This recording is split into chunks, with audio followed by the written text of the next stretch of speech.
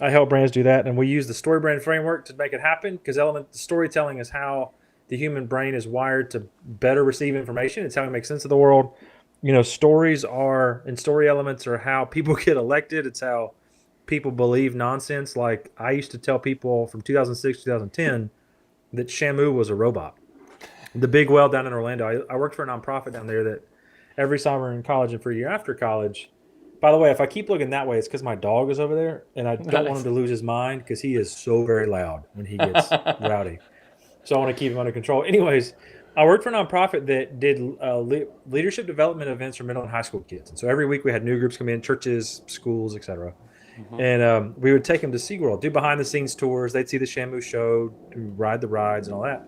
Well, about week 4 of my first year, I got kind of bored with our routine. And so I thought, I'm just going to start telling people that Shamu is the robot. So I concocted this whole story.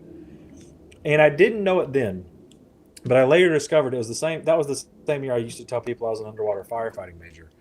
Is that if you create a good story, people will actually believe anything. Like they'll go years thinking Shamu is a robot. They'll spend a.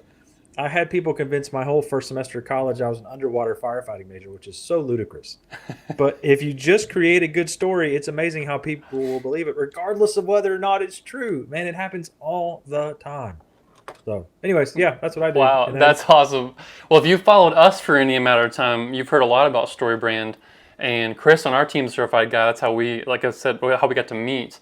But yeah, we're huge. Messaging is the power behind everything that we create, and the words that we use really take effect. We like to tell people it's like, yeah, you can have an incredible looking design website, but if it doesn't say the right words, do the right things, you just wasted all that money on the design.